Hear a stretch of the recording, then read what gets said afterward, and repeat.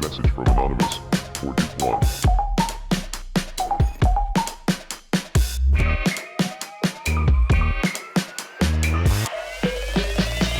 El encuadre en perspectiva es un dispositivo icónico, coetáneo de la época moderna, cuyos elementos cobran un sentido por el simple hecho de aparecer juntos y organizados desde una mirada. Un valor simbólico que proviene del hecho de estar y ser leídos en conjunto. Un cuadro en perspectiva, por otro lado, no es otra cosa que la captación de un instante que se revela y significa. Es una presuposición, al fin y al cabo, falaz, pues la significación solamente puede producirse a través de multitud de operaciones retóricas, discursivas e ideológicas. No es nunca producto de una transparencia automática entre el hecho y su representación. Este dispositivo y sus propiedades es heredado por la fotografía y el cine.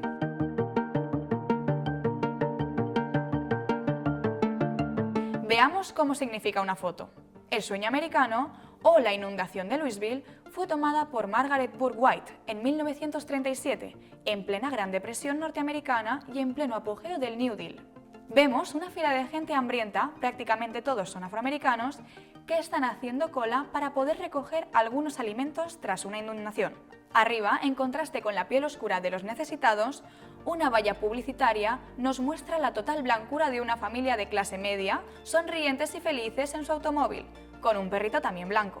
Unas letras, como no, blancas, sobre la imagen nos dicen "There's no way like the American way".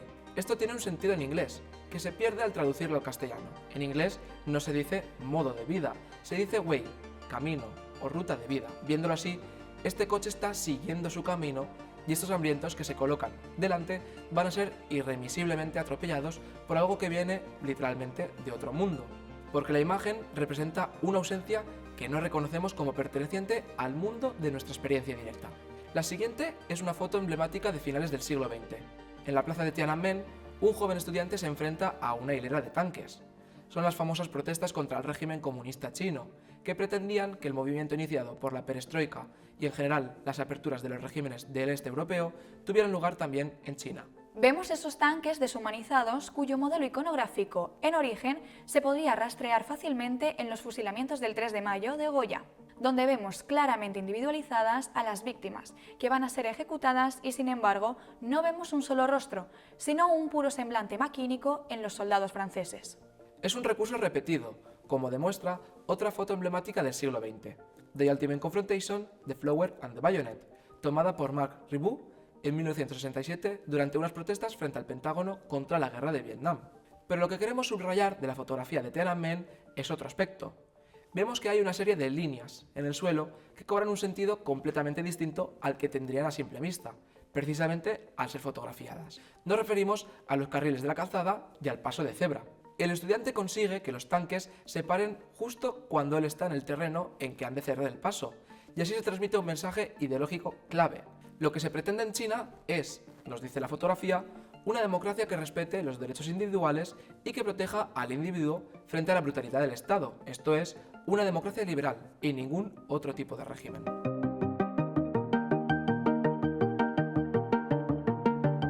La pantalla de cine también comparte estas propiedades semiológicas de la pintura y la fotografía. Como dejó dicho el teórico y crítico Marcel Martin, todo lo que se muestra en la pantalla tiene sentido, y la mayor parte de las veces un segundo significado que solo puede aflorar con la reflexión. Podríamos decir que toda imagen implica más que explica.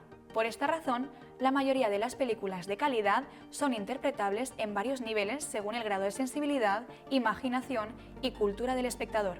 El empleo del símbolo en cine consiste en recurrir a una imagen capaz de sugerirle al espectador más de lo que pueda brindarle la sola percepción del contenido aparente. De un modo general, el uso del símbolo en el film consiste en reemplazar a un individuo, un objeto, un gesto o un hecho por un signo.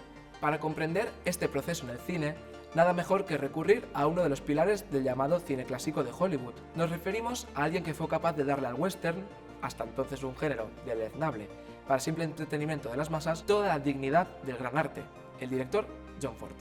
Es él quien pone en valor algunas de las imágenes que se convierten en emblemáticas en el cine americano y en el cine mundial.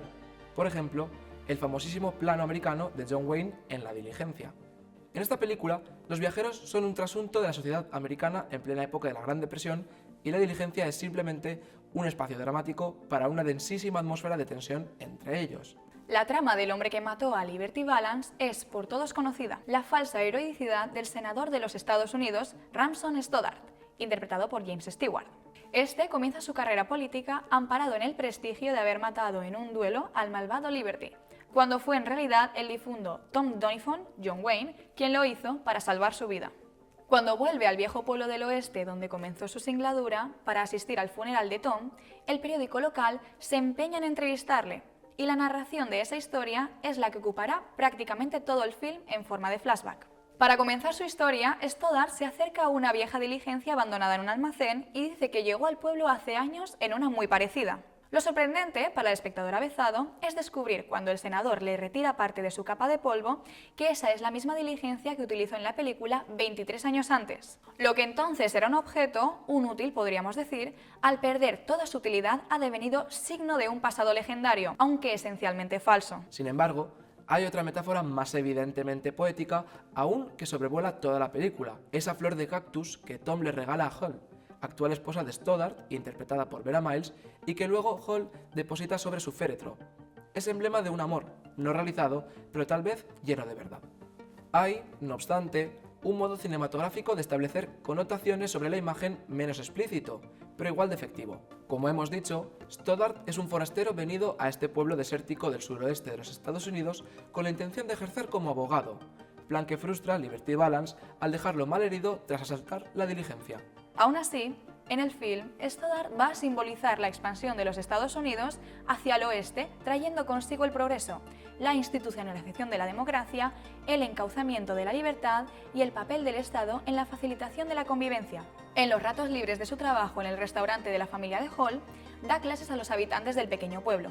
Así transmite el ideal ilustrado de la democracia americana. Lo vemos en su pequeña aula, enmarcado por el retrato de George Washington y el de la bandera de la Unión, impartiendo su clase, y vemos en contraplano a los alumnos. Una mujer mayor, presumiblemente analfabeta hasta ese momento, está leyendo en voz alta su ejercicio sobre los principios de la democracia americana.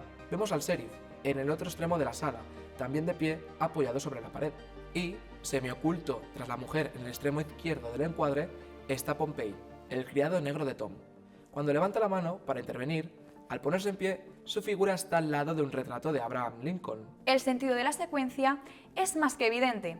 El caso es que al cabo de un momento llega su amo. Tom entra por la puerta sin pedir permiso y le regaña porque no está trabajando y está perdiendo el tiempo con eso de la educación. Pompey lo recibe sumisamente mientras seguimos viendo al fondo el pequeño retrato de Lincoln. Pero en un momento determinado, Tom se coloca en una posición tal que el retrato de Lincoln queda completamente oculto tras su figura. Cuando al final se van todos, Stoddard se queda con Hall, hablando del arte del retrato de George Washington. La historia romántica, la heroica, la épica y la política han sido perfectamente construidas, además de un modo prácticamente imperceptible, pero esa significación ha calado muy hondo en nuestra psique. Esperamos haberos transmitido en este capítulo cómo funciona el mecanismo de puesta en escena como constructor de significaciones, tanto en el encuadre estático de la pintura y la fotografía como en la pantalla dinámica del cine. Si tenéis interés en conocer más aspectos del lenguaje visual, os emplazamos a seguir los distintos capítulos de esta serie. ¡Hasta pronto!